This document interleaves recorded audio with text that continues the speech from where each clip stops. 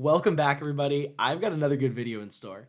In this video, I'm going to give you the 3 reasons why you're still missing tactics. There are only 3. And at the end of the video, I'm also going to give you the one solution to start fixing them, to start improving on each and every one of those 3 weaknesses. This is something that I've personally done, and I've seen gradual improvement in both my tactical awareness and also my calculation skills. So let's jump into it. The first reason that you're still missing tactics is that you just don't know the tactical pattern.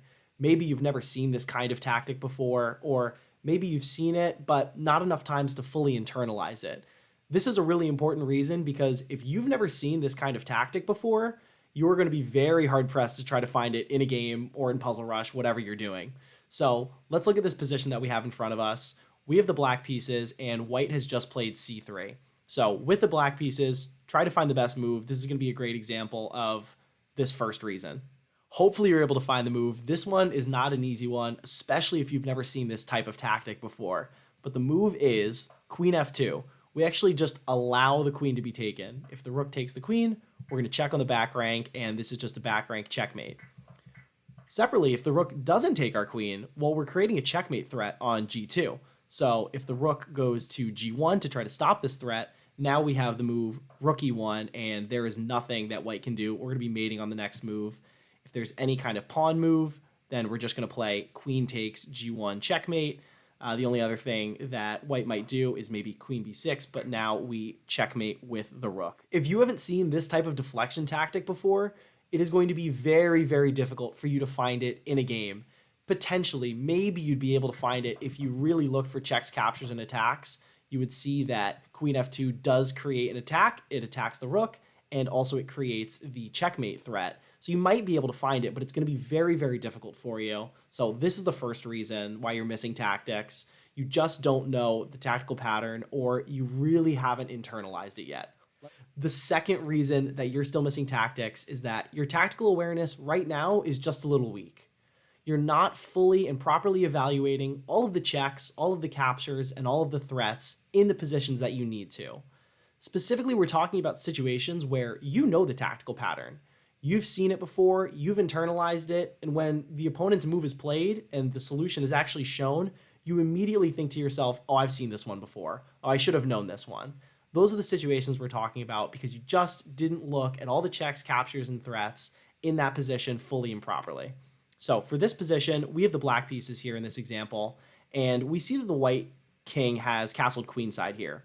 So let's say we play the careless move b5. We play this because we want to attack the queen, and we want to expand on the queen side and checkmate our opponent. So pause the video, find white's best move here. The move for white here is queen e4. This creates a double attack. White has created a battery here that creates the checkmate threat on h7, and additionally, white is attacking our undefended knight here. We're going to have to stop checkmate, so we're going to play something like g6, and now we're going to lose this knight here. So the weak tactical awareness in this situation is that we didn't realize that when we played b5, we actually left this knight undefended. And if before we played b5, we had actually looked for all the checks, all the captures, and all the threats, then we would have seen our opponent's response here, and we wouldn't have blundered. The third and final reason that you're still missing tactics is that your calculation skills still need a little bit of improvement. Perhaps you can't calculate deeply enough. Sometimes the tactic requires that you think 5, 10 moves ahead, and maybe you just can't calculate and visualize the position that far ahead, or maybe you aren't calculating clearly enough. Some tactics require that you look at multiple different variations. Maybe you can see some of them, but you can't see all of them, and you're just not calculating clearly enough.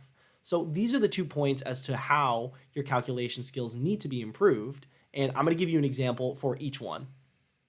Just to show you what I mean, this is a great example of a puzzle that requires calculation depth. So we have the white pieces in this position, find white's winning move, pause the video now, look for the move. Hopefully you're able to find it. The move is rook a8 check. The king only has 1 square, so the king has to go to b7. Now we check with our other rook. Again, the king has only 1 square, so the king has to go to c6. We play rook c7 check. Again, the king only has 1 square. The pawn covers both of these squares, and of course the rook covers this c5 square. So the king has to go to d6. We now play rook takes d8 with check. The king actually has 2 squares to go to, but our responses are going to be the same either way. So let's imagine our opponent plays king e6.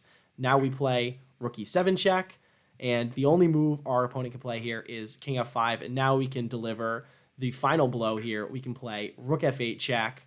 After this king moves to g6, we can take this rook on f2, and we finally completed this tactic here. So this is a great example of a tactic that requires calculation depth. If you need to improve your calculation skills, you might have struggled with this puzzle specifically because of how many moves ahead it requires you to think. You have to think very deeply in this position. Specifically, you have to look 7 moves ahead just to see the final blow and realize that this whole combination actually works out. So this can be one weakness of our calculation skills. Now let's talk about the other weakness, which could be your calculation clarity. Maybe there are situations where you don't have to calculate many moves ahead, but you have to calculate a lot of different variations. So let's look at this second example here. In this position, we have the white pieces, so pause the video, try to find white's winning move. And the move here for white is knight takes f7. This isn't a particularly difficult move to find. It's probably one of the first ones you would evaluate because we win a pawn here. And additionally, our knight forks both of the rooks. But even though it's easy to spot, it's still difficult to calculate because there are a lot of variations that you actually have to work through. So for example, black is probably going to play rook takes h3. They're going to take that free pawn. And after we take their rook on d8, we have to calculate 3 different things. What happens if the queen takes back? What if the knight takes back? And what if the king takes back? Well, the king doesn't want to take back because then we would take that bishop with check. If the knight takes back, then we can simply just take this knight on d5, and after the pawn takes back, we're up 2 points of material, and our king is actually surprisingly safe. Separately, if the queen takes this knight, then now we have to spot the move rook takes f8 check, and after the king takes back, we're going to play queen f1 check. We're checking the king, and we're also attacking this rook, so we're going to be winning in this position here. But black doesn't have to play rook takes h3 at the start. Instead, black might have just left the rooks there and played knight takes d4. This move creates a discovery check against our king, and separately, both knight e2 and knight f3 would be double checks because it would discover the queen's check against the king, and also the knight move would deliver a check. So in this position, you'd want to find the best move here, which is actually king h2. So this defends the pawn here and steps out of any kind of scary threat. White is going to win some material here. As you just saw, this is a great example of a tactic that tests your calculation skills, not in terms of calculation depth, but in terms of calculation clarity. There are a lot of short variations that you need to see, and only once you confirm each and every one of them can you fully see that the tactic works. Those are the 3 reasons why you're still missing tactics. Before we jump into the solution, let's recap them quickly. Number 1, you just don't know the tactical pattern. You haven't seen it before, or you haven't seen it enough to fully internalize it. Number 2, your tactical awareness is just a little weak. You're not looking for checks, captures, and threats in the right position, and you're missing opportunities that you should see. Number 3, your calculation skills still need a little bit of improvement. You find it difficult to calculate deeply enough in the tactic, or to calculate clearly enough to see all of the variations. So those are the 3 reasons. Now let's jump into the solution. Now, it's no surprise that to improve tactically, it's going to take some practice and a little bit of time, but there's one tool that I used and one specific way that I used it that really helped me grow as a player, improve tactically, and improve my calculation abilities.